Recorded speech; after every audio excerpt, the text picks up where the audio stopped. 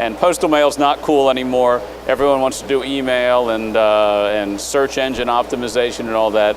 But we really still believe in postal mail. It's got some critical advantages that no other channel really does have.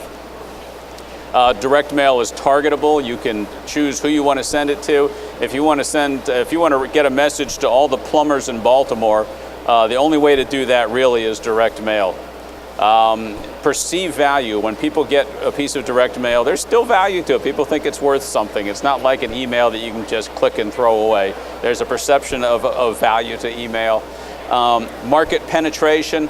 Again, email, when you send direct mail, you can hit all of your market. Very tough with other channels. If you send TV or radio, it's diffused all over the place. If you try email, a lot of people don't open it. In fact, we've noticed over time email open rates have gone down, so fewer people look at their email than even they did a few years ago. Exclusivity, believe it or not, direct mail makes people feel exclusive. It makes them feel special because they don't get a lot of. I mean, how many people in here get more than 50 emails a day? More than 100 emails a day, maybe. How many people get more than 10 pieces of direct mail at home a day? Direct mail. Not many. Direct mail is kind of exclusive. You don't get a whole lot. And then the Postal Service talks about the mail moment, and that really does exist. That's when mail reaches the house, people really do care. They really do go down to look at it. I have a 24-year-old daughter, and if I'm working at home and she's at home, when the dog starts barking, we know the mailman's there, and we go down and check the mail because we still want to see what's in the mail. Email doesn't have that connection anymore. But there are limitations. It's unpredictable as far as when mail gets delivered. When I send mail out, I don't really know for sure when it's going to be delivered. I can make an educated guess, but I'm not sure. It lacks some of the state-of-the-art buzz. And if you're dealing with corporate people, everyone's got to sell to somebody. And so if it doesn't have that buzz, it's expensive. I hate to say it because I'm in the mailing business, but piece per piece it's expensive, so you want to invest your money wisely, and it requires effort to respond. If you get a piece of direct mail, you can't just push it and have something happen. You got to do something to respond, and that's where most direct mail fails. People set it down on the kitchen counter, and they don't ever respond to it, and that's where a lot of direct mail fails. So we're trying to find other ways to tie in other channels to overcome some of the limitations, because it can be a long way from the mailbox to your computer to the cloud, and the cloud really is where response lives these days. So there's a lot of ways to respond. There's reply envelopes, 800 numbers. You can go to the store and buy something in response to a piece of mail. You can go to someone's website. You can go to a PURL, which is a personalized URL, a website that's personalized specifically to you. Or you can use a QR code, and that's what we're focusing on today. And a QR code is simply a barcode that we'll talk about in some more detail. And we also talk about QR codes, and we talk about curls, which is a personalized QR code. So you can put a QR code on a mail piece that is specific to one person. So more and more response lives in the cloud. So people still get messages all kinds of ways. We're at a trade show now. There's signs around that you look at. You get messages from that, and from TV and radio, and from direct mail, of course. But ultimately, to respond, you go to the web, to the cloud. And QR codes are one of the best ways to tie direct mail to the cloud. So what is a QR code? Underneath it all, a QR code is nothing but a barcode. There can be a lot of things in a barcode. It can contain hundreds of characters. You can put in some formats of QR codes, you can put 5,000 letters. So you can put a short article in a QR code. You don't want to, but you can. It's hard to read at that point. Most QR codes contain URLs. They contain web addresses. And that's usually what they're doing, is driving somebody to the web. QR codes are generally read with mobile devices. They're read with cell phones, with smartphones. And more, in fact, more people go to the web now with a smartphone than do with a regular computer. And right now, most mobile devices do not come with a QR code reader, so you do have to buy or not get, they're usually free apps, so you have to get the app to do it. So there is that one thing to be aware of. And QR codes can be generic or specific. A QR code can take you to a general web page. It can take you to, we're Snailworks, so ours is snailworks.com. You can go there and a QR code can take you there, but we can also take it to a specific website that might be davelewis.hailthesnail.com is one of our landing page websites, and that would have my name on it and could be specific to me. QR codes can look different. This one, I just made this QR code up. It's got 2 paragraphs of a proposal I wrote. So if you scanned it, you would just get a lot of boring text. Not a good idea. Tough to read a QR code with that much density to it, but just to show how much data they can put in one. Most QR codes look like this, which is they have the 3 boxes around them. So that kind of identifies that's one way you can tell a QR code from other 2D codes. They've got those 3 boxes in the corner, and these have pearls in, or pearls in them or URLs in them. So they're about 20, 25 characters long. They're easy to print, they're easy to scan, it works well. QR code uses are almost endless. You see them these days in kiosks, you see them all over this trade show floor. There's QR codes at a lot of the booths, outdoor advertising, shelf displays, a lot of instructions, user manuals now for a lot of electronics. You'll get, instead of an instruction manual, there's a QR code. You scan it and watch a video about how to work the thing you just got. I see QR codes on clothing sometimes, even food. This is a peanut butter QR code that somebody created. And my favorite is direct mail, which is a good way to distribute QR codes to a lot of people. Some good QR code destinations. In other words, when someone clicks a QR code, where are you going to take them? Where are they going to go with the QR code? Sending to a video is a very good use. A lot of people like watching videos on their mobile devices. Younger people don't like reading stuff as much these days, so if they can watch a video, it's better. Of course, video, you have production values. You need Albert or somebody taking care of your video for you to make sure it comes out professionally. Mobile coupons. We see a lot of those now, which is we can put a coupon on someone's mobile device. It'll be unique for them. When they take that to be scanned at the store, it'll be a unique coupon made for them. Again, you can access that from a QR code. Again, another kind of video, how to use something video. I see that a lot with electronic devices. Contact me forms. If you have an offer, we did this for a company that sells solar panels. And they want people who want to buy solar panels to contact them, so they use a QR code to go to a Contact Me website. Event schedules, a lot of conferences, I see QR codes that have the schedule for the day. When you click on it, it goes to a mobile site that has that day's schedule. And finally, another one is contest entries. Because remember, when you create a QR code, people need a reason to click a QR code.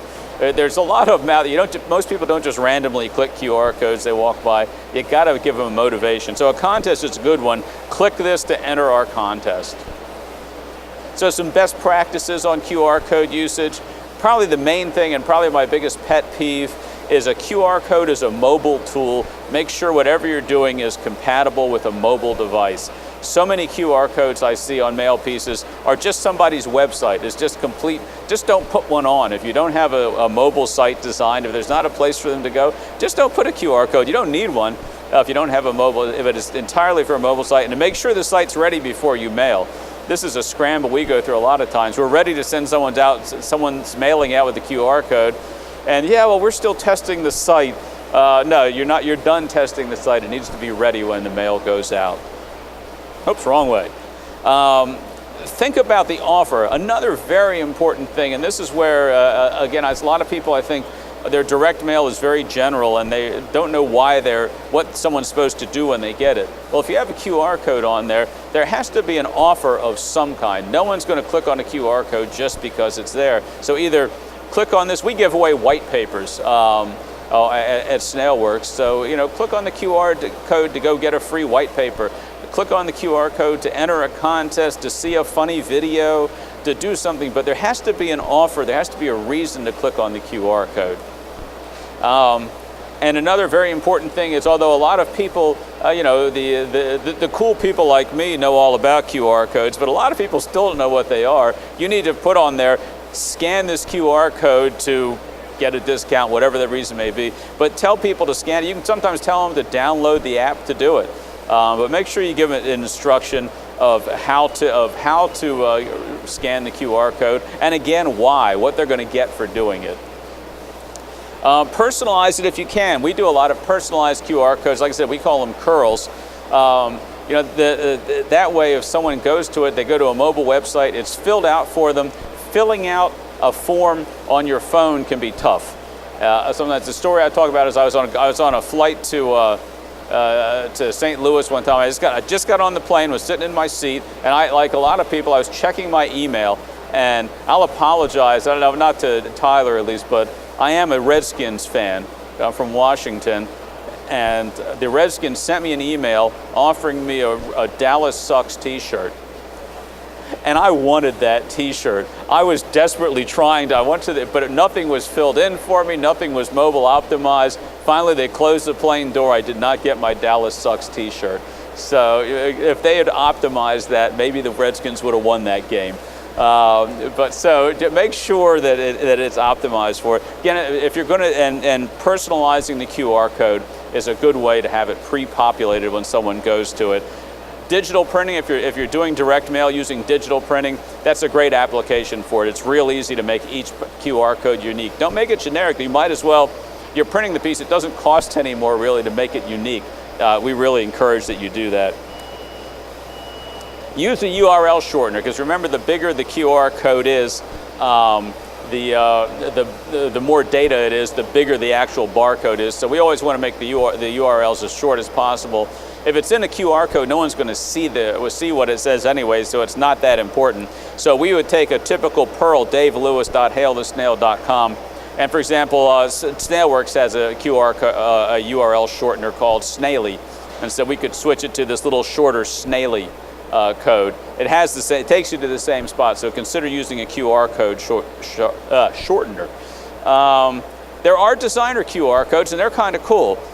This is a fairly new application, and there's some good points and bad points. A designer QR code, there are services out there that can take your QR code, make it colorful, put your logo in the middle of it. I love the Bahamas one. It looks like the tiles in the bottom of a pool that they did.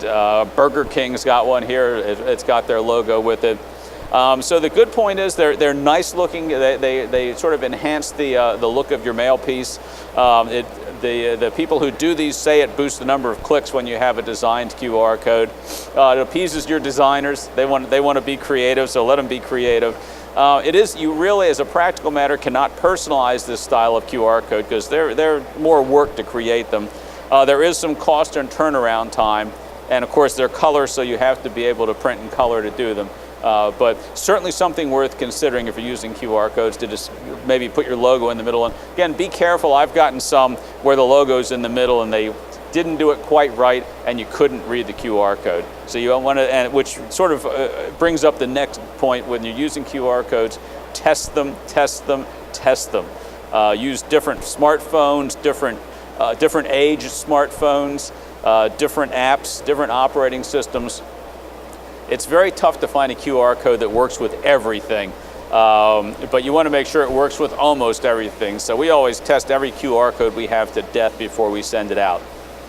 And test the entire response path. Make sure that the page they go to, it's populated correctly if it's going to pre-pop, and that when they submit it, that works too. This is a good opportunity to test your whole response path for the direct mail.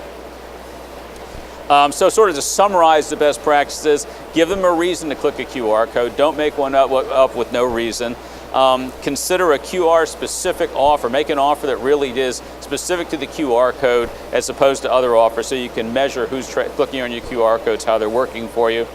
Make the QR code easy to scan, print it clearly, put it off somewhere by itself. Tell the prospect to scan it. Consider personalizing and pre-populating. And again, the most important thing is optimize for mobile, because QR codes are all about mobile.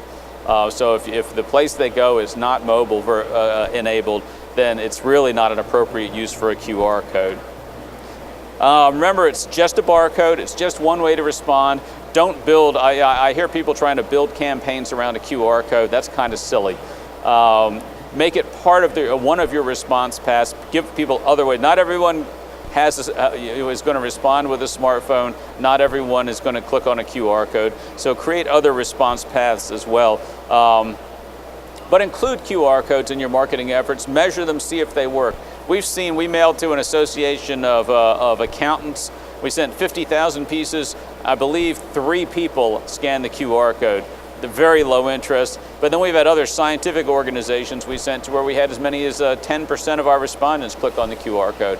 So test it, find out what works for you, make sure it's measurable. Are there any questions? Yes, Tyler.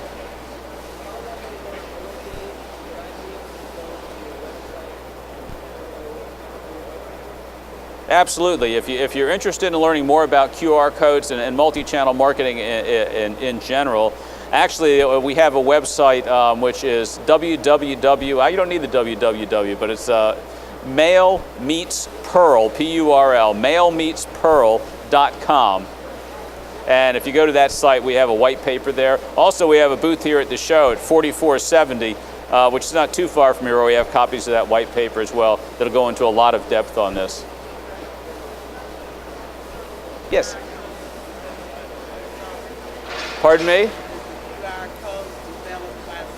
Is it available by the, well, the post office accepts it, and sometimes they give discounts for using it with sort of complicated rules, but there are applications where you can get, they have promotions at times where you can get discounts for using a QR code in your mail piece. So the post office likes QR codes. They endorse them very much. How do you get a QR code? There is, usually if you're working with a mailing service, they'll usually have the software that can convert your URLs, your web addresses into QR codes. There's also, if you Google on QR code creation on the internet, there's a number of QR code creating software packages there too, for like just create a single QR code.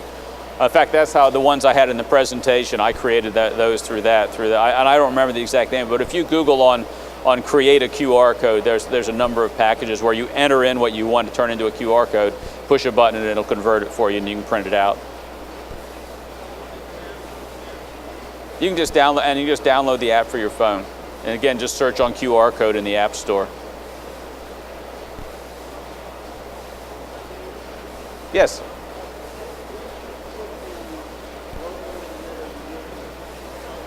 Yeah, the question was, you know, if you put the logo in the middle of a QR code, can you possibly make it personal? You probably could if the logo is really in a clear space. You'd have to test it. Would be my best advice. Some of the QR codes, some of the custom ones we were looking at here, had a lot more than a logo going on with them.